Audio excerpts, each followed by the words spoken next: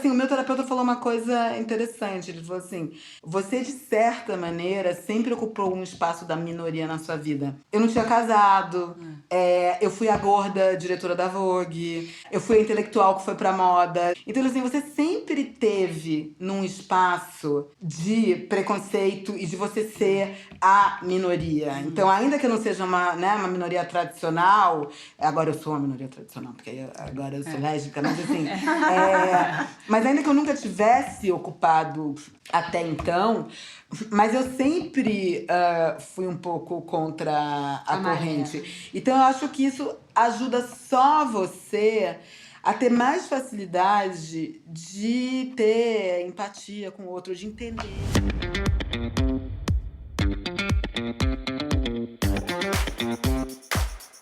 Esse é o High Low, o podcast sobre os altos e baixos da moda.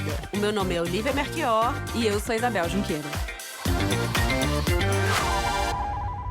Oi, Oli. Oi, Bel. Eu não sei quando é que a gente vai colocar no ar esse episódio, mas agora, nesse momento que a gente está gravando, a gente acabou de entrar na temporada do Escorpião. E a gente tá aqui com uma super escorpiana, que é a Daniela Falcão, diretora-geral da Edições Globo Condé Nast. Você se sente representada por esse signo? Eu me sinto, assim, eu acho que... Imagino que você de Áries deve ter a mesma sensação de que a gente é muito injustiçado. Ainda que algumas características sejam verdadeiras. Em geral, eu acho que tem muita coisa parecida, assim. A intempestividade, o poder de sedução, a lei de convencimento. Tem só uma coisa que eu não acho. Eu não acho que o escorpião é vingativo. Muita gente fala que o escorpião é vingativo. Na verdade, se não quiser que eu não mexa com você, não mexe comigo. Mas vingança daquela ideia de alguém que senta e fica planejando e fazendo uma artimanha. E eu acho que o escorpião, justamente porque ele é muito intempestivo, ele não é assim. É bateu, levou. Mas bateu, levou não é a mesma coisa que você ser vingativo. Vingativo é a pessoa que guarda estratégia, e aí fica ali. O escorpião não consegue nem fazer isso, porque ele já dá, né? Ele é intempestivo. As pessoas também focam nesse lado, mas tem um outro lado também que é muito belo e profundo, né? Que eu acho que o escorpião não foge da raia, não foge dos desafios, das porradas na vida, né? Não... Tem uma coisa de uma capacidade de regenerar muito grande, então... Com isso, você também consegue, né? Você vê que tem escorpiões que fazem transformações. Então, talvez sejam as pessoas ideais para estarem à frente de momentos em que uma transformação é preciso. Porque ele tem capacidade de ir lá embaixo, viver tudo aquilo ali e voltar. Tem uma generosidade, ser um amigo muito fiel. Tem todas essas outras coisas que terminam ficando, às vezes, um pouco coadjuvantes. Porque olham só... É menos clickbait. Exatamente. Olham só para essas características, assim, mais fáceis de serem criticadas. Né? Mas eu gosto, assim. Eu acho que, de qualquer maneira, é um signo que tem uma personalidade muito clara e muito definida. Tem signos que você nem presta muita atenção. Fazendo uma pequena biografia sua, para quem só te conhece já na Vogue, né, e na Condé Nast, a Dani é baiana, de Salvador, e já vem de uma família relacionada à imprensa. O seu avô foi o fundador, né, do Jornal da Bahia. E você também trabalhou na Tribuna da Bahia, cobrindo cidade e tal. Então, a veia jornalística sempre teve aí. Agora, o que me parece, assim, pela sua biografia, depois você teve alguns momentos passando por algumas cidades, países, né, como foi em Nova York. E é muito interessante ver essa sua característica de escorpião quando a gente pensa no signo e a sua trajetória. Até tem uma entrevista, que eu não vou me lembrar qual exatamente, onde você diz que quando você voltou de Nova York e você queria continuar, gostava de trabalhar nos cadernos de cotidiano falando de comportamento, e você acabou indo para Brasília porque você diz que você entendia que você não ia crescer muito fazendo comportamento cotidiano naquela época, então foi para Brasília 4 anos, né, para cobrir política pública e ficar naquele meio da política mesmo, do poder, né. E é interessante porque a sua vida é meio pautada por ser diretora, né? Você virou diretora, assim, você sempre foi muito, me parece, muito certa, assim, muito definida dos lugares que você queria estar, muito passional com os trabalhos que você fazia, mesmo cobrindo saúde, comportamento, política pública ou moda, a paixão vem de uma forma muito latente, mas ao mesmo tempo com essa visão de liderança, o que me pareceu lendo as suas entrevistas. E aí, a partir de 2003, você, me corrija se eu estiver errada, você entra nesse cargo de diretora, que foi quando você começa na redação da revista TPM e da Trip. E aí uma das minhas perguntas, juntando com a parte da astrologia, é o quanto esse escorpião te proporcionou ou te levou sempre a esse lugar de liderança e o que é ser uma diretora? Você fez uma trajetória brilhante, então eu não preciso acrescentar muita coisa. Assim, na verdade, eu era uma e aí tem a ver com o escorpião também, eu era uma repórter muito intempestiva e que sugeria muita coisa, tinha uma capacidade de trabalho enorme. Eu só fui virando ou ter esse papel de liderança. Então, assim, eu fui durante muito tempo uma freerider, assim. Não cheguei em Brasília para cobrir política pública, até porque não existia uma editoria de política pública. E quando eu cheguei, eu tinha vindo super bem recomendada, porque tinha sido correspondente de Nova York. Eu lembro que o chefe da sucursal, ele falou assim, não, mas você não quer nem tentar o Congresso Nacional? Eu falei, não quero. Eu quero fazer saúde e educação, que não eram considerados assuntos nobres. No fim, eu terminei conseguindo dar muita manchete em saúde e educação. E também aí dei um pouco de sorte, porque era o início do governo Fernando Henrique, tinha uma série de transformações. Mas eu acho que assim, essa característica de você fazer pequenas revoluções já existia. Quando eu cansei de ficar em Brasília, o problema de Brasília é que as coisas demoram muito a mudar. Porque você não muda um país, olha aí, a gente ainda continua patinando, alguns problemas, né, são crônicos. E aí, quando eu estava pelo quarto ano consecutivo, mais ou menos é um ciclo muito parecido de acontecimentos. E aí eu falei, não aguento mais cobrir isso pela 10ª vez. Até os escândalos que eu conseguia cobrir, eles são muito parecidos. Eu queria voltar para São Paulo e voltar a fazer o que eu queria lá atrás, que era essa coisa mais de comportamento. Eu falei, chega, deu. A Folha estava lançando o Caderno Equilíbrio, que era um caderno de bem-estar. Existe ainda? Acho que Não existe. Ele foi definhando como, né, muita coisa. Quando eu tava lá, ele era um formato tabloide, mas ele tinha 24 páginas. Era uma publicação séria como a Folha que estava dando espaço para você falar de bem-estar. Não se falava sobre esses assuntos. E aí eu fui ser editora assistente com uma mulher que é muito boa, chama Bel Kranz. Ela tinha sido editora do Folhetim. Eu aprendi algumas lições ali. De liderança não, porque eu acho que isso você aprende o bom e o ruim com todos os chefes que você teve. Mas efetivamente a ser um editor ou uma diretora de uma publicação, eu aprendi muito com a Bel, porque antes era isso, eu entregava a minha matéria e pronto, acabou, não é um problema meu. Eu tenho amigos que trabalhavam comigo na Folha. Até hoje, né? Que eles são super meus amigos, mas a Daniela Pinheiro dessa época? A Daniela Pinheiro dessa época. Aí hoje eu tenho o Gustavo Patu, que é editorialista da Folha também. Aí tem um monte de gente que tá em assessoria de imprensa. Mas eles ficaram surpresos quando eu virei diretora, porque eu era uma repórter que errava muito português. Ah, é? E eu errava muito português porque eu escrevia muito rápido. Porque eu queria fazer 20 matérias. E aí eu não relia nada. E aí, obviamente, você não era erro de ortografia, mas eu tinha erro de concordância e tal. E a Folha tinha aquela coisa super rígida do controle de qualidade. Então aparecia assim, meu nome sempre era o que tinha mais erros. Só que ele ficava diluído, porque eu escrevia tanto, porque era erros por centimetragem.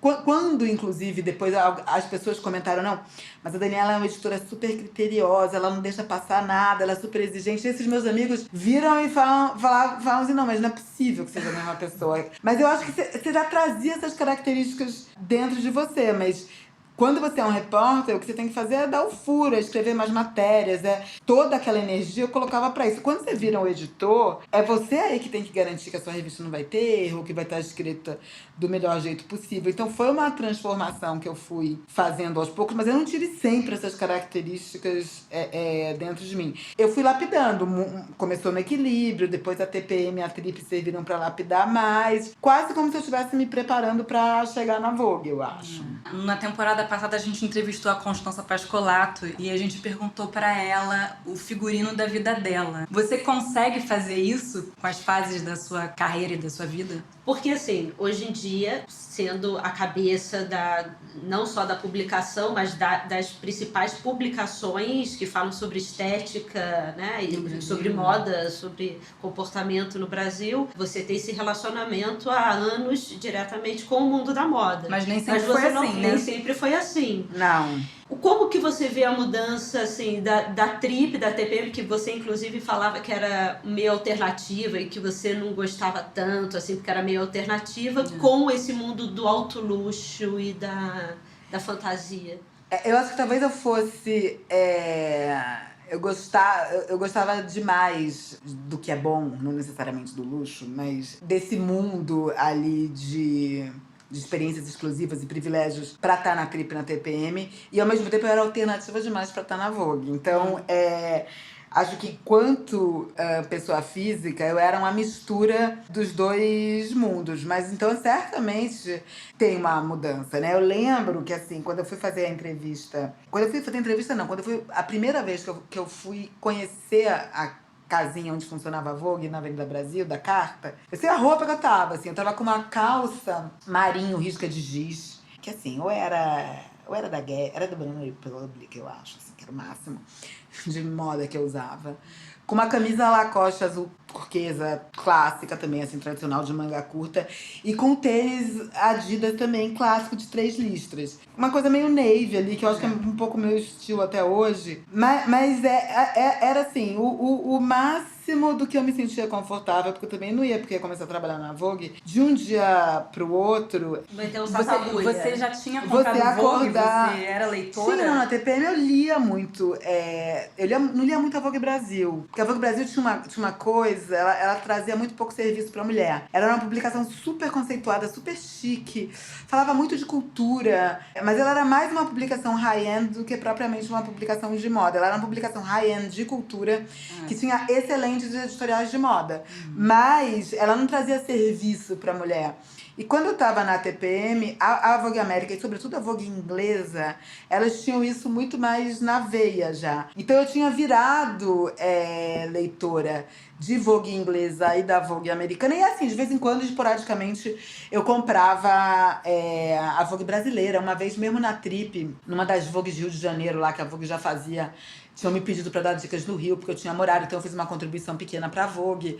Então, assim, de vez em quando eu lia, mas não era uma coisa assídua. Mas, assim, a minha coleção de Vogues, ela começa mais ou menos em 2003, que foi, né, quando eu fui pra TPM, assim. Fala um pouco dessa transição de TPM, Trip pra Vogue, porque você teve que frequentar um outro mundo também. A Vogue Brasil, todas as Vogues têm uma ligação, por exemplo, com a alta sociedade, a Vogue Brasil também. Como é que foi essa mudança? Principalmente aí puxando lá no início, né, do cobrindo buracos na rua da Bahia. E aí depois você faz assim, cut, Vogue. dá um jump e você Mas eu acho que eu sempre gostei disso, assim. Quando eu tava em Nova York, por exemplo, eu cobria o Malan, mas aí de manhã cedo tinha as junkets, que são as matérias de cinema. E aí, sei lá, entrevistava, aí tinha o Brad Pitt. Eu ia porque, obviamente, eu preferia 1000 vezes entrevistar o Brad Pitt do que entrevistar o Malan.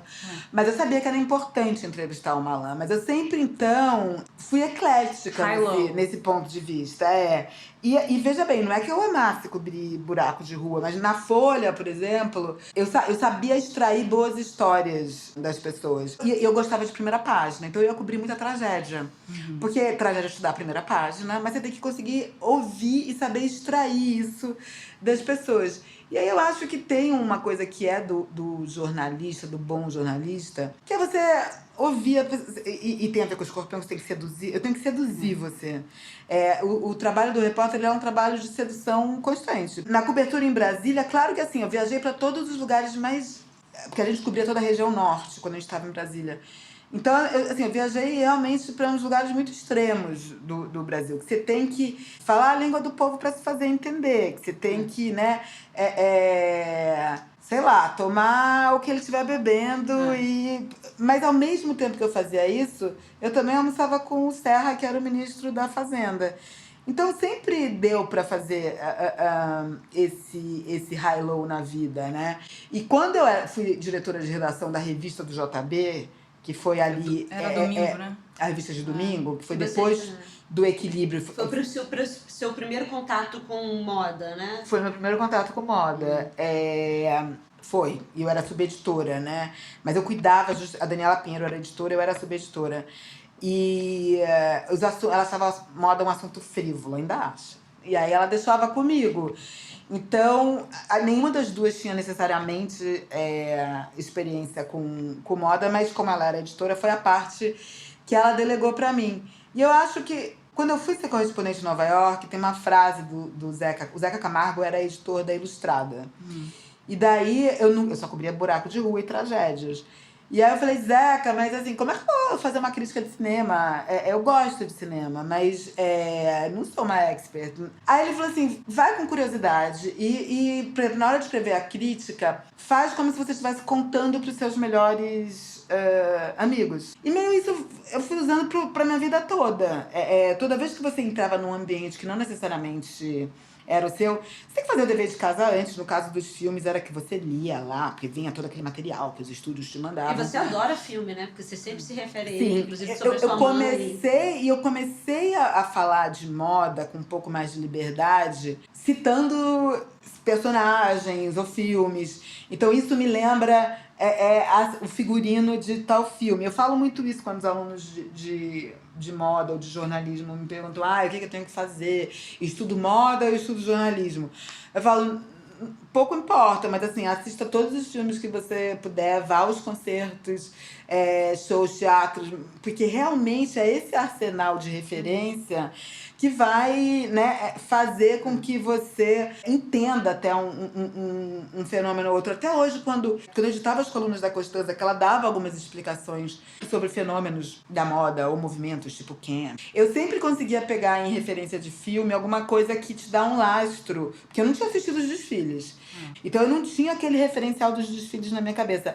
Mas figurino de cinema te ajuda muito a se contextualizar, a entender o que é a Working Woman dos anos 70, aí tem Annie Hall. Então, eu sempre fui fazendo essa ponte. E assim, ainda que eu ache, né, que teve um período de adaptação, eu conto uma história que assim, eu achava que a Rei Kawakubo era um homem e que o Junya Watanabe era mulher. Porque é o rei, né? E a Júnia. E aí você entender, não, que é o Júnia e a Rei. Mas assim, e já tinha Google nessa época, graças a Deus. Eu acho que também quando você tem humildade, curiosidade e você... eu recebi um texto que tava a Rei, tava correto. Eu falei, não, tá errado, é o Rei Kawakubo. Mas eu não troquei, eu fui antes, dei um Google. Aí eu, gente, não é que a Rei Kawakubo é mulher mesmo? Então eu acho que teve esse período de adaptação. Eu não entendia nada do que era tecido. O Giovanni Inflação, assim, era super paciente, a Constância também, de me explicar. Ele tinha uma paciência de entender. Fico até brincando com ele hoje. E aí, o crepe dublado, como vai? Porque eram coisas que... Eles foram seus mentores, assim, de moda nessa Foram, época? porque assim, eles... A Patrícia foi minha mentora de fazer revista, eu acho. Mas ela não tinha muito tempo. Porque ela estava à frente de uma editora, o irmão dela tinha acabado, né, que coordenava a editora, de falecer. Então ela tinha muita coisa, ela não ficava muito envolvida no dia a dia da revista. Ela ia aos desfiles de Paris e tal. Mas ali no São Paulo Fashion Week ela não ia sempre. Quem ia comigo no backstage, que eu ficava perguntando, mas o que é isso, o que não é aquilo, é o Giovanni. E a Costanza foi um processo de educação, porque eu tinha que editar as colunas dela. E tudo que eu não entendia, eu reclamava com ela. Porque eu falava, se eu não entendo, a leitora não vai entender. E aí, às vezes, eu falava, Constância, o que você quis dizer com isso? No início, ela não era muito paciente, não. Porque era quase que assim, que é que essa garota, ninguém nunca reclamou. Aí eu explicava pra ela por que não tava dando pra entender. E aí, a gente foi criando uma dinâmica. Algumas coisas também, às vezes era mudar uma frase, mas às vezes era praticamente ter que colocar um aposto pra explicar uma coisa que pra ela era tão natural. Mas eu falei, olha... você tem duas opções. Ou essa coluna vai atingir sempre as mesmas pessoas, ou essa coluna vai atingir um número maior se a gente dá uma pequena... Não é explicar o beabá ou fazer o didatismo da folha, que em cada parêntese você tem que explicar. Obviamente não é isso. Mas a Constância tinha muita paciência. Então, assim, não só de me explicar enquanto ela estava fazendo as colunas dela, mas também se a gente estava num backstage e eu encontrava com ela e ela via que eu tinha dado uma... Ou feito uma pergunta, e que aí o estilista respondia rápido, ou que eu não sabia, ela ia e ela vinha, ela falava assim, quem faz isso... Lembro bem uma coisa que foi, uma vez era um cloquet, que eu nunca vou... Que é quase como se fosse uma bolha, assim, no tecido, era um desfile da Iodice. E aí a Constância falou assim, isso aqui é uma espécie de cloquet, né, Valdemar? Valdemar sim, mas aí Valdemar mudou. Aí eu falei, nossa, que tecido interessante. Ela falou assim, se você for ver na Prada, a Prada é a rainha, ela faz muito bem o cloquet. Então, quando eu, sei lá, tava no backstage da Prada, eu já sabia dizer, esse tecido aqui é um cloquet, que é uma das marcas registradas da Prada. Eu não tinha visto os desfiles todos. É a Constância que me ensinou, E aí, entendeu? pegando esse gancho do backstage, você já foi para a Semana de Moda de Paris sendo da Vogue? Ou você teve oportunidade para a Semana de Moda, não para Paris? Semana de Moda eu fiz pela TPM, mas São Paulo Fashion Week. Então, São Paulo Fashion Week, a primeira vez que você foi num desfile, qual foi? Foi pela TPM, acho que mais do que pela revista de domingo. Tinha Fashion Rio, eu acho que eu ia pro Fashion Rio na revista de domingo também. E teve algum desses primeiros que você lembra, assim, de falar, estou na moda? E um desfile que te impactou, que você achou interessante? Eu ia muito nos desfiles da Osklen, e nos desfiles da Osklen eu conheci a Juliana Suassuna, que é a estilista da Osklen. Diretora criativa, né? Hoje é uma diretora criativa, né? Porque acho que ela era estilista. E a Ana B, que é a irmã dela, que faz todos os acessórios também, eu conhecia, porque a Ana B tinha sido produtora executiva de uma revista que eu trabalhei. E aí, eu entrava no backstage conhecendo as pessoas. Então, assim, eu me sentia muito bem nos desfiles dos cariocas. Acho que foi também o próprio da Lene, porque você já tinha essa intimidade, já que você estava no Rio de Janeiro.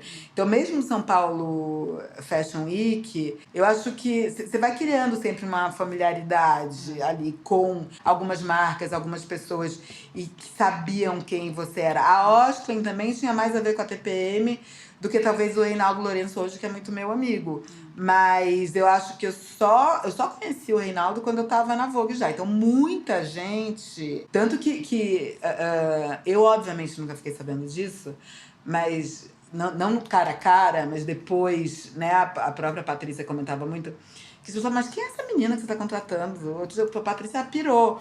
Porque apesar de eu estar na TPM, não era um lugar que as pessoas da moda olhassem, né? Fotógrafos... Não era da panela, né? Fotógrafos e stylists, sim. Então eu já conheci o Bob pra caramba, o Duran, o próprio Gui, Daniel Klasmik. Os fotógrafos faziam e alguns stylists também, ainda que fossem os stylists mais alternativos. Também não é que eu entrei na Vogue sem saber quem era o Bob, sem saber quem era o Duran. Quando você entrou na Vogue era carta editorial, e depois de quantos anos foi a Joint Venture? 5 anos, que aí foi quando você virou diretora de redação. Eu já era diretora de redação. Assim, a Patrícia me contratou como diretora de redação, até porque ela era publisher. Eu substituí o Inácio de Loyola Brandão, que é um super escritor, acabou de entrar agora para a Academia Brasileira. E o Loyola era meio responsável por a Vogue ter esse lado cultura super desenvolvido, e por ser uma publicação high-end, chique, muito bem escrita, mas que falava pouco de moda. Ele não queria saber de tendencinha. A Patrícia, que era a editora de moda, teve que se afastar para assumir o lugar do irmão. E a Patrícia também acho que sempre foi mais uma pessoa de ideias e de imagem do que propriamente de saber explicar para a mulher o que ela vai querer usar, como, o porquê. E quando ela me contratou, ela explicou muito isso. Eu quero um jornalista escrevendo sobre moda. Alguém que explique. Depois entendeu? de quanto tempo você se sentiu segura pra falar com propriedade sobre moda? Eu acho que é um processo, assim. Foi como eu te disse, pensando sempre na frase do Zeca. Pô, moda é uma coisa que a gente se relaciona desde sempre. E eu acho que eu comecei muito fazendo matérias ou sobre moda nacional, ou mais sobre comportamento, ou sobre estilistas que eu fosse ouvir a história deles inteira e contar. E contar a história não tem erro, né? Foi uma época que a Vogue, sobretudo depois da Joint Venture, que a Vogue começou a ter uma tiragem maior e tal, antes da mídia entrar em crise, justamente para eu ter um jeito menos hermético de escrever, porque, né, eu não vim desse meio, talvez falasse com mais gente, ou nos textos das pessoas eu exigia que todo mundo tivesse esse approach um pouco mais acessível. A Constância era a única que podia fazer realmente uma coluna um pouquinho mais hermética, porque quem lia a coluna dela são pessoas que claramente tinham interesse por moda. Que acompanhavam, mas assim, o resto das revistas a gente tinha que traduzir para um público mais amplo tendências, movimentos. Já que você puxou a São Paulo Fashion Week, essa relação, qual a sua relação com a moda brasileira? Qual a sua visão? Aonde você vê que a gente às vezes emperra e aonde você vê que temos pontos muito favoráveis? Eu acho que assim, primeiro, uma das coisas que fez com que eu conquistasse um espaço dentro da moda brasileira foi porque eu sempre tive muita paciência e muita curiosidade de conversar com os estilistas, de entender e de dar o apoio ali que eles precisassem. Começou com a moda carioca, porque era uma coisa natural, eu tava vindo e eram marcas que combinavam com a TPM quando eu tava lá, mas eu nunca deixava de ir ao desfile, depois de ir no backstage, de dar um beijo, de entender os anseios. A minha primeira matéria na TPM, isso foi engraçado. O Paulo Lima queria fazer uma matéria sobre a Paula Raia e a Fernanda Degói, que tinham acabado de montar a Raia Degói. E aí ele falou assim, tem 2 meninas muito legais, mas ninguém na TPM deixava eu escrever sobre elas. Eu falei, não, acho que tem que falar de todas as mulheres, não dá pra falar só da garota legal da favela. E aí eu fui, entrei, fiquei super encantada com as duas. Elas, nessa época ainda vinha comentário na página do Facebook E aí falou assim, nossa, mas essa revista acabou, agora eu tô colocando essas patricinhas na capa. Teve um pouco de reação, mas também foi um momento em que a TPM se abriu pro mundo e saiu ali do gueto que ela vivia. Mas eu cultivei um relacionamento com a Paula e com a Fernanda que vem desde essa época. Então eu acho que assim, cada estilista que eu entrevistava ou que você ia conversando melhor, você ia mantendo um tipo de relacionamento. Eu virei diretora de redação a partir do primeiro dia. Mas a Patrícia assinava a carta do editor. Que era uma coisa... O Loyola assinava o ponto de vista. Então, assim, era uma confusão. Em 2008, a Condenage resolveu meio colocar a ordem na casa. Falou, não, a carta do editor tem que ser escrita pelo diretor de redação. Então, em 2008, eu começo acho que foi janeiro de 2009, na verdade. Eu começo a escrever a carta do editor. Aí eu comecei a me sentir mais dona da revista. E eu vi que as pessoas viam e davam bola para aquilo ali. E aí tem muita gente que acha que eu só virei diretora de redação da Vogue em 2009, que foi um ano antes da joint venture. E você tinha em mente um legado que você queria deixar? Você conseguiu internacionalizar a Vogue Brasil, né? Foi, eu acho que assim, mas vou contar só a história do Rinaldo, que é engraçado. O Rinaldo, um dia, eu tava num lounge de São Paulo Fashion Week, um lounge da Vogue, tomando uma tacinha com ele. Ele já tinha alguma proximidade. Ele olhou pra minha mão e falou assim, é inadmissível uma diretora de redação da Vogue tá com a unha no estado que tá a sua unha em pleno São Paulo Fashion Week. Mas ele não falou de um jeito maldoso, ele falou de uma bronca. E aí hoje, assim, vou voltando, eu tenho trauma dessas coisas, porque assim, você pode até não estar com a unha feita, mas você não tá com a unha descascada. Vamos esconder aqui. E aí, mas você tá ótima. Aí eu fiz ontem às 11 pra vir aqui. Você pega aquela coisa, mas assim, eu achei que o Rinaldo tinha razão, assim. Se você quer estar na moda, fazer parte do... Pô, tem é quase um respeito ao maquiador. Eu uso muito pouca maquiagem no dia a dia, porque eu tô sempre queimada e eu gosto do meu bronze. Mas eu faço questão de, quando eu vou a eventos, de me maquiar. Eu gosto de maquiar, só não me maquio, não sou... Coisa de gente que acorda com rímel. Não é o meu estilo. E você tem que respeitar o seu estilo. Não, e tem o estilo da casa, né? Porque... E aí tem uma frase que a gente sempre usa em diversos episódios, que a estética é uma ética, né? Sim. Então, uma hora que você tá na chefia de uma publicação de luxo, existem símbolos, existem... Sim, não é um physique de rolo que você vai... Você pode colocar o seu tempero, sim, mas eu acho exatamente. que assim... Eu mudei a Vogue tanto quanto a Vogue me mudou. Então é uma mudança que vai nas duas mãos. E aí você falou de legado. Quando eu tava mais ou menos com 4 anos de Vogue, eu recebi um convite para ir para Abril. E era um convite vantajoso. Era para coordenar... Agora que já acabou, pode até falar. Era para coordenar a Elle, a Estilo... mas era pra ser diretora de núcleo, que era um upgrade. E, sobretudo, assim, você tá na Abril, que era uma editora muito maior que a Carta. Mas eu gostava muito da Vogue, do meu trabalho lá. E aí eu lembro que eu fui conversar com a Patrícia, que ela virou e falou assim, não se sai da Vogue com 4 anos. Porque na Vogue você tem que deixar um legado. Então, assim, tem que ser pelo menos uma década. Senão ninguém vai lembrar que você passou por aqui. E eu lembro que eu fiquei com isso na cabeça, até porque eu já tinha essa altura estudado, entendido, dado com as Vogues internacionais. E realmente eu tinha uma brincadeira que, assim, na Vogue América parece que as pessoas só saem quando elas morrem. Porque, tipo, a primeira editora ficou 60 anos. Saiu, morreu 2 anos depois. Anna Wintour. Aí a própria Ana não sai. Então, tirando a Diana Vreeland, que teve uma passagem muito rápida, mas que depois ficou muito tempo na Bazar. A Grace, que foi a editora dos anos 80 e 90, que era aquela coisa mais publicitária, de beleza, que democratizou a Vogue americana. E aí eu falei assim, realmente... A Patrícia tinha me dado uma missão, que era ter mais serviço e deixar a Vogue mais acessível e mais feminina, com mais reportagem. Eu tava nesse processo, mas eu sabia que ainda faltava muita coisa e que a Vogue tinha muito mais potencial do que aquilo ali. A gente tava numa curva ascendente, mas ainda tinha. E eu terminei dizendo não, queimei meu filme total, assim, E resolveu ficar, digo que fico. Exatamente. Eu lembro que eu falei pra pessoa que tinha me convidado, eu falei, eu não consigo ir. E agora, assim, são quase 15 anos. Foram 15 anos... Não, foram 13 anos de Vogue, porque eu fiquei na Vogue de 2005 até 2018.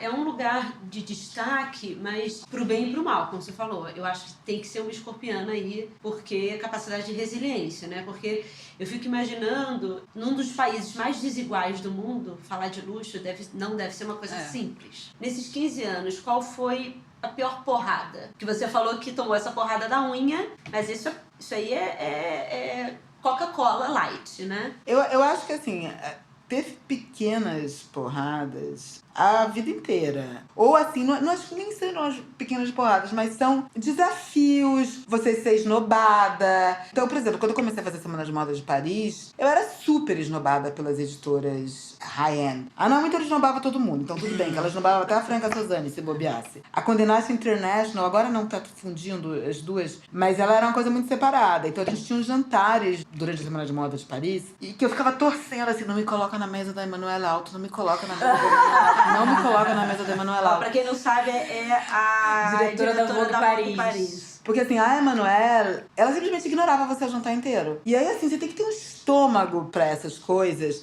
Claro que a gente terminou fazendo o nosso grupo de editoras, né? Que aí tinha Portugal, Espanha. Indiana, eu lembro que a Bandana era super minha amiga. Seda da Turquia. A gente fez um grupo. É quase uma coisa de escola, assim. Essa coisa de editor de moda. Ah, tudo bem, não quer ser minha amiga? Eu vou fazer as minhas amigas. Hoje em dia, eu acho até que isso diminuiu um pouco. Mas, em geral, os novos editores, eles foram sendo mais pé no chão. Se discute muito que a figura da editora Carão acabou. A Franca também tem uma coisa engraçada, que assim, a 10ª vez que alguém foi me apresentar ela, aí ela falava assim, I know who she is. Aí eu quase, ufa, pelo menos ela sabe quem eu sou. E eu ia em todos os jantares, eu fui ficando amiga dos estilistas. Aí você termina conseguindo o respeito dessas pessoas. Eu falo isso muito pra Paula, que tá começando agora. Eu falei, engole o choro e vai. Porque vai ter uma dificuldade. Alguém que não vai olhar com você com desdém. Mas eu acho que na sua época ainda era pior, não? Muito porque pior. A Vogue Brasil porque a Vogue Brasil não era conhecida e porque tinha essa figura do editor Carão. A Paula teve mentoring com a Anna Wintour.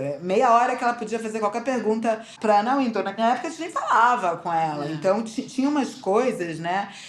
Rituais ali da moda engraçados, mas que obviamente são ultrapassados e não tem mais nada a ver com esse tempo. Mas isso foi uma coisa difícil pra mim. Agora, a maior porrada, acho que não é... menor segredo foi agora toda a coisa da acusação do Vogue racista, porque eu acho que foi uma coisa muito brutal. Todas essas outras, e não foi uma coisa contra mim. Teve 2 momentos, assim, eu não sei dizer qual dos 2 foi pior, pra ser bem franca. Um foi quando a Vogue foi acusada de pedofilia, não de pedofilia, mas de incentivar a sexualização de crianças. Quando foi isso? E teve um Vogue pedófila. Anos, Não, foi mais ou menos em 2011. Tinha a Vogue Kids. E a gente fez uma foto de dentro do editorial. O editorial eram 2 meninas numa pescaria. Em uma dessas fotos, a menina ela tá com a perna aberta. Ela tá sentada meio... Com uma posição e que, assim, eu não percebi. A stylist não percebeu, a fotógrafa não percebeu. A revista foi pra banca e tal. E aí, um pediatra que tinha meio um blog, um Facebook, fez um artigo detonando. E aí, aquele negócio, assim, foi parar na Folha de São Paulo. Uma foto de página inteira. Fomos processados pelo ECA. E, assim, o que me deu mais dor não era só você tá nessa situação de você tá sendo processado. É que a mãe da menina que fez a foto era stylist. E aprovou. E ela era a própria stylist. E ela era uma pessoa muito querida, que tava com a gente desde o início da Vogue Kids. O que aconteceu ali, o erro, olhando pra trás? A menina que fez a foto, ela começou fazendo Vogue Kids quando ela tinha 6 anos. Só que aí ela tinha 9. Ela deu um espichão que a gente tava tão envolvida com aquilo ali que a gente não se tocou. Já era uma imagem que podia passar uma certa sensualidade. E eu acho que hoje também, né, os 2 episódios, assim, que foram os mais difíceis,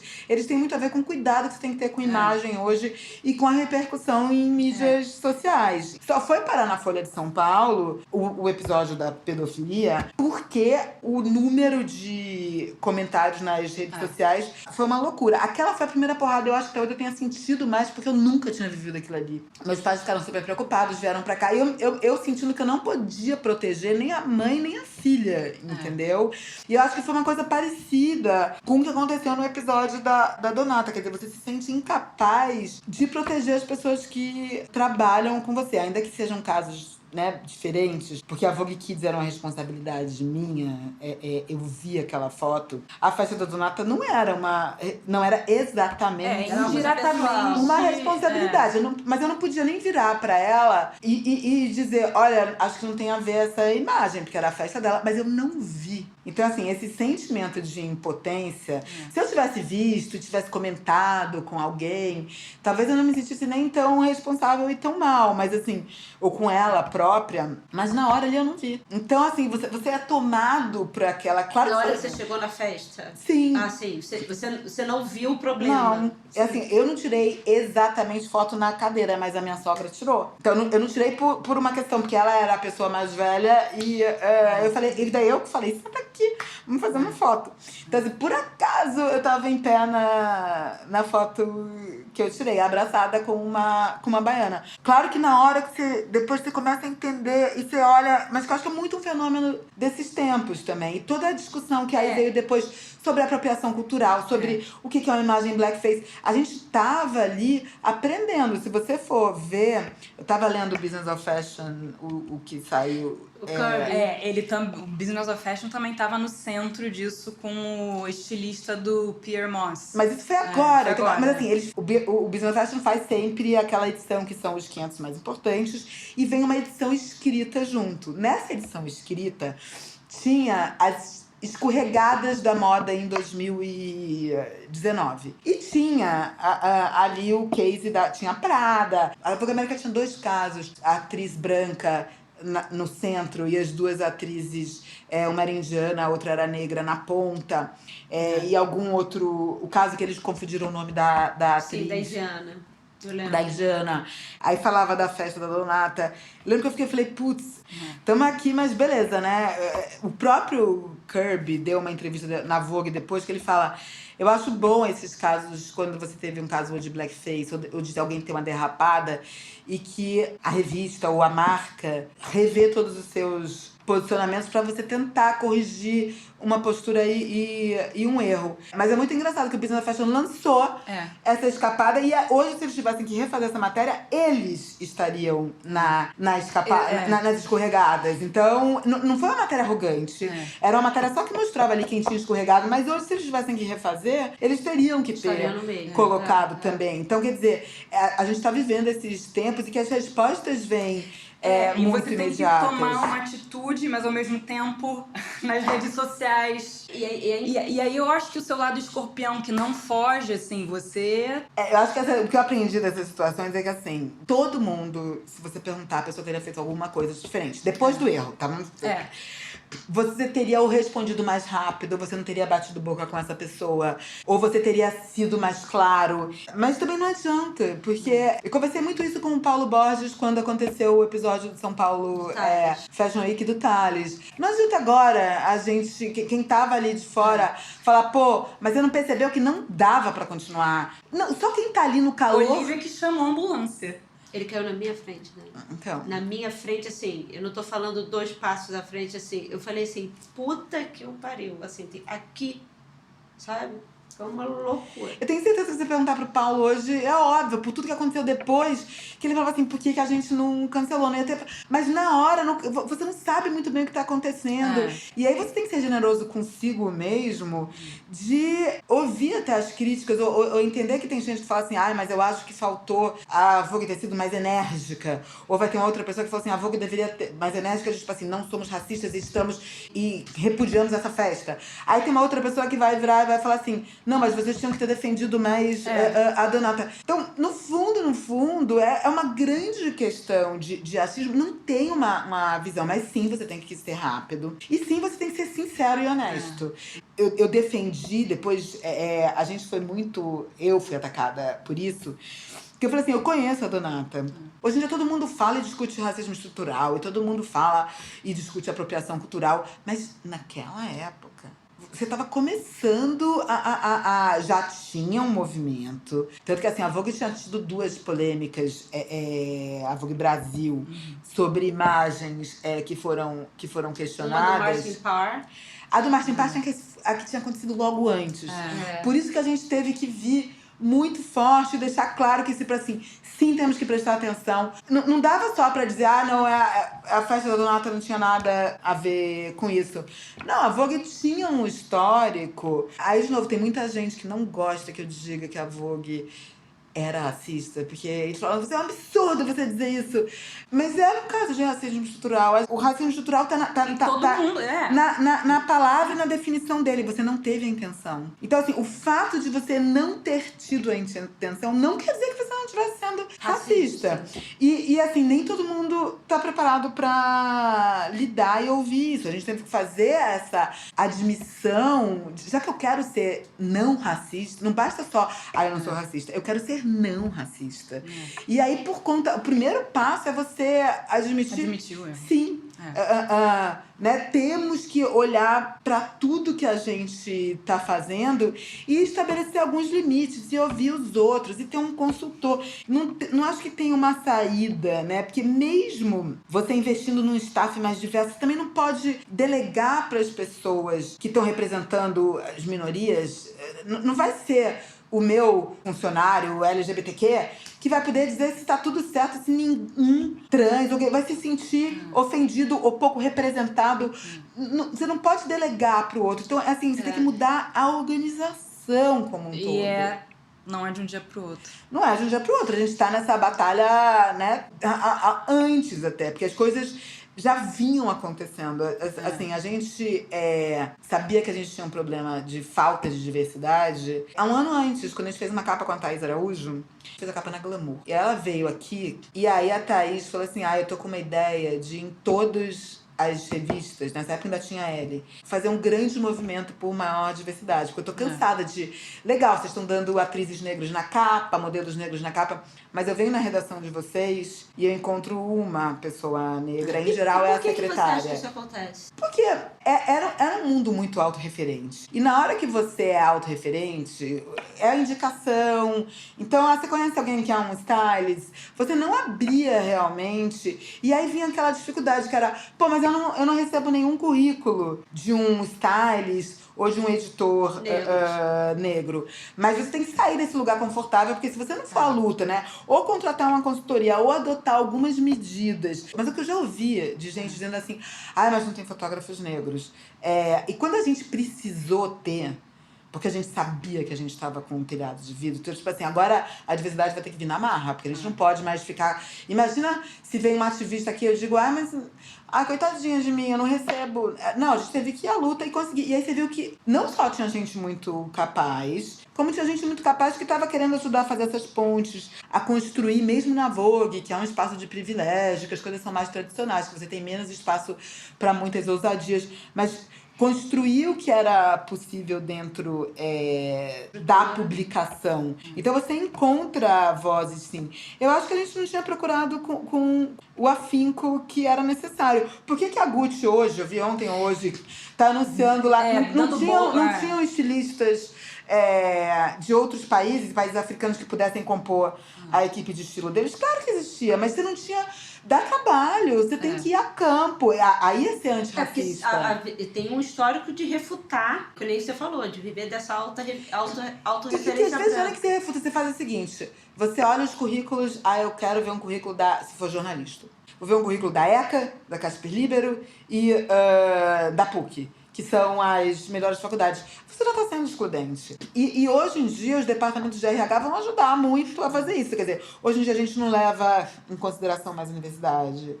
O teste de inglês, ele não é... obrigatório. Ele é obrigatório, mas ele não é eliminatório. O que vocês levam mais, assim, olham mais? A empatia, eu acho, do gestor. A gente está vivendo também uns momentos em que o relacionamento na equipe, a pessoa... como é que ela vê a publicação, é muito importante. Então, assim, o entendimento que ele tem, ele entender como é que funciona, o gestor, por outro lado, se colocar. Claro que, assim, a gente tem como regra, porque a gente contratou uma consultoria, para qualquer vaga, você tem que esperar até 3 semanas para você contratar alguém que não tenha sido entrevistado, que a consultoria não tenha te mandado a pessoa. Tem algumas funções muito, muito específicas que às vezes a consultoria tem dificuldade de enviar o profissional. Mas em geral ela consegue mandar. Não é que é um determinante, mas tá todo mundo na mesma vontade, digamos assim. A Vogue, como a Prada, decidiu fazer um comitê de diversidade, né? Depois de tudo isso. A gente fez um comitê de crise, a gente não fez um comitê permanente. Então não tem... Não, a gente... Agora, boa parte das pessoas que estavam nesse comitê de crise foram contratados para prestar consultoria. Então, não tem um comitê formado, mas, por exemplo, o AD Júnior, que é um ativista / youtuber, mas que é um cara muito ligado em questões que hoje angustia, e aí onde está a desigualdade, onde a mídia erra. O AD é quase um ombudsman geral da comunicação, das empresas de publicidade. O AD faz um trabalho de consultoria em que ele faz reuniões mensais com as redações e com o marketing para debater dúvidas, trazer cases, porque às vezes é isso, quando você vê o case, você entende onde estava o erro, você evita que tenha aqui. Então eu tenho o AD contratado, eu tenho a Patrícia Santos da Empregue Afro, que faz a consultoria de recrutamento e seleção. Eu tenho o IDBR da Luana Genot, que é o Diga Sim à Igualdade Racial, que faz esse trabalho muito de liderança. Ela é uma grande provocadora. Então, e a gente tem um comitê de diversidade. Mas o comitê de diversidade tem essas pessoas, mas ele não é formado por pessoas de fora. Ele é formado pelas pessoas aqui dentro. Que se voluntariam. E a Condé Nast lançou isso também agora. Um comitê de diversidade e um comitê de sustentabilidade globais. Tem uma pessoa do Brasil nos 2 comitês. É um comitê interno. Só que, assim, o AD participa, a Luana participa. E toda a equipe também participa. Não sei, como é que funciona? Vocês conversam de maneira mais profunda sobre racismo? A gente tem... É um aprendizado, né? Sim, você tem que ficar. E não é que todo mundo também estava na mesma página. Se na minha casa eu tive que explicar um monte de coisas... As pessoas, quando entendem o que é o racismo estrutural, você tende a ficar na defensiva. Num primeiro momento. Você fala assim, não, mas... mas assim, mas aí também não é demais. Eu acho que as pessoas ligam racista com uma pessoa como o Bolsonaro. Sim, exato. Né? E aí você não perceber... A apropriação cultural aqui dá muito debate, você não tem ideia, assim, é uma coisa que a gente... vive brigando, até porque assim, não existe um consenso. É muito o contexto que você está utilizando aquela referência. E por que eu posso usar ou o índio pode usar a cultura do americano, isso não é apropriação cultural, mas por que o americano, ao usar a cultura indígena, por ele ser uma cultura dominante, é apropriação cultural? Assim, tem todas essas nuances e essas matizes. Então, o que a gente dividiu, né? Eu fiz recrutamento e seleção. Eu fico brincando que é meio a função do AD, mas é o comitê de VDM que vai dar merda. Então, você precisa, né, ter essas pessoas ali sempre, o que você acha e tal. E aí tem um trabalho de educação, que é um trabalho mais permanente e contínuo, que é isso. E hoje você tem intelectuais e estudiosos negros ou da negritude que trazem essas questões de um jeito embasado, de um jeito que quer criar ponte. Eu lembro que a primeira vez, quando teve essa reunião desse comitê, tinha uns 3 negros da redação que eles quiseram participar. E aí depois tinham as editoras. As editoras eram todas louras. Mas assim, você olha e você fala assim, gente, Entendi. Veja que a gente já estava nesse momento. Tanto que assim, não é que não havia um negro na Vogue. Eu tinha 3 numa equipe de 15, não é pouco. Mas assim, era um estagiário, uma repórter júnior e uma designer júnior. Então, a gente não tinha, enquanto as editoras que estavam ali. Mas acabou a reunião, elas estavam assim, ó. Porque você se sente, você leva uma porrada e aí você vai, você sai cheio de dúvida, você sai. Então a gente viveu um período de incômodo, mas que o país está vivendo. Então assim, foi a Vogue, mas se não fosse a Vogue teria sido alguém. Que bom, não. Alguns amigos falam assim, não, ou aliados, né? Não, que bom, porque se não fosse você... Eu falei, gente, eu juro que essa eu podia dormir sem. Você acha que essa porrada que te ajudou a assumir o relacionamento com a Juliana? Ou é porque eu entendi... Na verdade, eu fui saber do seu relacionamento com a sua namorada, mulher, depois dessa... Não sei se isso já era público ou não. Já era. Sabe que todo namoro tem muita fofoca, assim. Acho que a fofoca, ela rolou uns 6 meses. Sim, mas como eu sou fã... Não, mas assim, setembro de 2018, ou seja, quase 6 meses antes dessa questão toda, a gente foi junto pra Semana de Moda de Nova York, Brasil Foundation e tal. E aí a gente já posava como casal. Então não foi uma coisa ainda... Eu fui fazer terapia depois Não fui fazer terapia por causa da Juliana, mas eu fui fazer terapia depois do episódio do racismo. Mas você gosta de análise, né? A sua mãe é psicóloga. Mas por isso mesmo eu não fazia análise há muito tempo, entendeu? De tanto ser analisada quando eu tava na adolescência. Mas assim, o meu terapeuta falou uma coisa interessante. Ele falou assim, você de certa maneira sempre ocupou um espaço da minoria na sua vida. Eu não tinha casado, eu fui a gorda diretora da Vogue, eu fui a intelectual que foi pra moda e os meus amigos... Então assim, você sempre teve num espaço de preconceito e de você ser a minoria. Então, ainda que eu não seja uma minoria tradicional... Agora eu sou uma minoria tradicional, porque agora eu sou lésbica, mas assim... mas ainda que eu nunca tivesse ocupado até então, mas eu sempre fui um pouco contra a corrente. Então eu acho que isso ajuda só você a ter mais facilidade de ter empatia com o outro, de entender. Então, uma das pessoas que deu mais porrada na Vogue, depois ela veio e falou assim, eu sinto muito, eu sei que vocês sofreram uma violência, mas alguém tinha que sofrer essa violência. E a gente sofreu essa violência durante anos. Mas eu guardo até hoje, que eu não gosto de olhar as mensagens. Assim, acho que eu não tô preparada pra isso, mas um dia eu vou olhar. Você guarda as mensagens? Eu guardei. De print, assim? Não, porque às vezes algumas pessoas começaram a falar comigo por... mensagem de DM. De WhatsApp. E tem muito DM. Eu tirei print de tela pra... Um dia olhar e falar assim, nunca mais você faz isso, entendeu? Agora, uma coisa muito legal. Eu recebi muita DM de gente que falava assim, eu gosto de você, eu gosto do seu trabalho. E aí eu tô falando, era 80% eram negros. De campos diferentes. Ou uma stylist que fala assim, olha, se você quiser ter uma equipe mais diversa, eu gostaria de trabalhar com você. Até uma pesquisadora de Brasília, que tem uma marca que hoje está no Veste Rio, que é a Diáspora 09, que a gente levou pra lá, porque ela foi uma que falou assim, se você quiser, eu sento pra tentar entender como vocês podem não cometer os erros que vocês cometeram. Então, assim, veio muita mensagem legal também, né? É um relacionamento... Porque a internet é um lugar de ódio. Acho que também isso é uma outra coisa importante que você tem que... Teve gente que me mandava umas mensagens furiosas, ou que fez comentários furiosos com a Vogue, mas quando você deu espaço para essas pessoas sentarem, conversarem e falarem, elas foram super abertas e estão dispostas, estão de olho, mas estão dispostas a fazer pontes, entendeu? Então acho que também tem isso, assim, a internet é um lugar de ódio. A gente puxou para um lado pessoal, mas eu vi uma grande mudança na sua vida, na verdade, depois que você teve o câncer. Você repensou a sua vida depois disso?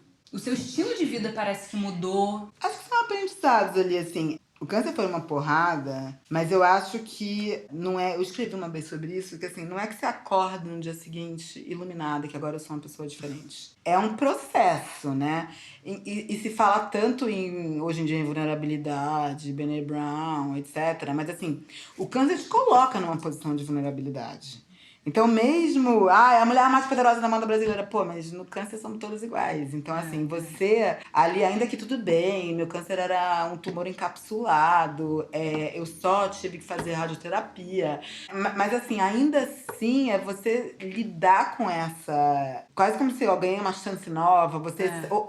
Ao mesmo tempo você sabe que seu corpo faz alguma coisa que é um auto-boicote. Então acho que, claro que tem um impacto, né, ali na sua vida. Eu decidi que eu ia me cuidar mais. E aí, na hora que você decide se cuidar mais, você automaticamente vai cuidar mais das pessoas que trabalham com você. Isso que eu ia puxar, porque eu acho que teve um antes e depois aqui. Você não acha Teve, que mas ficou... aí você acertou. Eu acho que assim, tá num relacionamento com uma mulher me mudou mais ainda do que o câncer. Mas talvez eu só tenha dado a chance disso acontecer porque eu tive câncer. Não sei. A gente tá falando de ser. Mas por isso que eu acho que uma coisa puxa a outra e aí você vai chegando nesse lugar. Mas assim, eu era eu aprendi o ambiente das redações de jornal, que é onde eu passei a minha parte formativa, digamos assim, é um ambiente super hostil. É um ambiente que é isso, assim, só os fortes sobrevivem. É um ambiente em que você tinha quase uma tolerância ao assédio moral. Mas assim, quando a gente olha, né, pra trás, tem situações inadmissíveis. E eu acho que o que câncer e depois um relacionamento ajudam você a mudar é deixar essas carcaças pra trás, entendeu? Então, essa necessidade... Eu sempre falava muito, porque... Tudo bem, eu sou muito rápida, eu sou muito exigente, eu sou perfeccionista, eu sou incansável. Colocar isso pra equipe o tempo inteiro, uma coisa é você ser exemplo e você motivar. Outra coisa é você querer impor o seu estilo de vida ou o seu temperamento para pessoas que não funcionam daquele jeito. E a menos que você queira ter um monte de gente igual você, que também não é bom, você precisa ter isso. Então, assim, essas coisas todas foram me ajudando. Mas eu acho que também, sei lá, ir no South by Southwest e ouvir umas palestras, né, da diferença de um bom gestor hoje, de um bom gestor... Tudo isso, eu tive coach. Então, assim, não foi o câncer que fez um milagre. Mas acho que a gente vive num processo de evolução. E todo mundo, assim. Eu achava o Paulo um bicho-papão. E o Paulo Borges era um bicho-papão. Porque era aquela coisa, o todo-poderoso do São Paulo Fashion Week. E se você... Ele queria tudo ali. Tinha uma coisa de uma voracidade. E hoje o Paulo é uma das pessoas mais gentis e doces ali da vida. Então, assim, a moda mudou, o jornalismo mudou. Acho que a gente fala muito... né, por conta de todos os retrocessos do governo Bolsonaro. Vivemos retrocesso como um todo, mas mais ou menos. Eu acho que, assim, a gente evoluiu tanto, aí vem... Claro que eu fico assustada, mas eu acho que as pessoas mudaram. É evolução muito. e retrocesso ao mesmo tempo, né? Sim. Né, a dialética, blá, blá, blá. Mas, assim, se você for olhar dos dois lugares que eu vim... A moda tá mais humana e o jornalismo tá mais humano também. Até porque foram duas áreas que sofreram muita disrupção e que estão muito ali perdidas. Se você, talvez, sei lá, o sistema bancário não esteja vivendo esse questionamento do jeito que a gente tá, porque tá tudo bem com eles. Mas quando as coisas não estão bem, você também consegue abraçar a mudança, né, de uma maneira mais genuína. Se não tivesse uma crise de patrocínio no São Paulo Fashion Week, será que o Paulo seria quem ele é hoje? Ou ele continuaria reproduzindo aquele sistema do jeito que ele estava reproduzindo? Última pergunta. Você tinha falado no início da entrevista que a Patrícia Carta falou pra você não se fica na Vogue 4 anos. Eu queria saber se você se vê nesse mundo editorial, sei lá, daqui a 10 anos, de trabalhando com moda. Ou você, sei lá, busca outros caminhos. Eu me vejo, assim, eu acho que se eu não tivesse mudado de área, né? Se eu tivesse continuado como diretora de... Eu acho que eu deixei a minha marca na Vogue. Os primeiros 5 anos foram esses 5 anos de você deixar ela mais feminina, mais serviço, né? Que é muito a Clara que ela tem hoje. Nisso ela não mudou ali tanto. E nos 5 anos seguintes, internacionalizar, ocupar esse espaço de ser realmente a Bíblia da Moda Publicação, né? É muito um esforço, não é só da revista em si, e é por isso que a Vogue virou uma marca. Óbvio que eu penso, eu adoraria fazer consultoria de repente, ou tá podendo trabalhar mais com novos talentos, mas no fundo, eu posso fazer isso enquanto CEO da Globo Condé Nast. É que esse ano, especificamente, por todas essas questões que a gente, né, ficou conversando 1 hora, foi um ano muito intenso. Mas assim, eu posso eleger, e ainda por cima a necessidade de reinventar o negócio, né? Saber de onde a gente vai tirar dinheiro. Tem toda uma discussão de pegar dinheiro do consumidor final, do público B2B. Então a gente tá fazendo uma série de experiências. Eu gosto de estar num lugar que tá se questionando, que não tem uma resposta ainda. Isso faz com que não seja chato. Então, talvez se eu estivesse trabalhando no auge do sucesso da mídia, eu falasse assim, tá chato, eu quero fazer uma outra coisa. Eu fui agora, depois de 1 ano sem fazer Semana de Moda, eu fui pra Paris nos dias finais do desfile. Sim, eu amo aquilo ali. Eu não sei se eu fosse em todos os desfiles como eu ia, se eu estaria aguentando. Mas alguém outro dia falou assim, desfile agora é uma coisa chata, né? Eu falei, não, eu acho o máximo Semana de Moda. Agora, assim, era demais. Então, mas você ter, né, as chances ali, tá ali naquela confusão, descer, tomar um vinhozinho com a galera, ir no backstage. Se você gosta de moda, você gosta dessas coisas, entendeu? Eu não entendo realmente quem é da moda que fala assim, a moda perdeu a graça. Mesmo hoje eu fui almoçar com uma menina que tá fazendo um trabalho incrível na área social, que é uma área que eu já trabalhei. Você não deixa suas paixões de lado, entendeu? Você pode ir evoluindo e fazendo outras coisas. Eu Vídeo gosto... gostosa, né? Exato, sim. E aí vai lançar um outro livro. Eu amo a área financeira, por exemplo. Pra fazer uma empresa dar certo, que eu sou boa comerciante, eu já sabia. Mas assim, você continua aprendendo. Eu acho que eu só cansaria se eu não estivesse aprendendo, mas eu tô aprendendo. Então, que a partir do momento que eu entendo de fluxo de caixa, eu posso discutir melhor com o estilista os entraves e as necessidades que você tem hoje para fazer a moda brasileira dar certo. Dani, muito obrigada. Nossa, obrigada. Não, Acho foi que eu ótimo. nunca conversei tanto com você.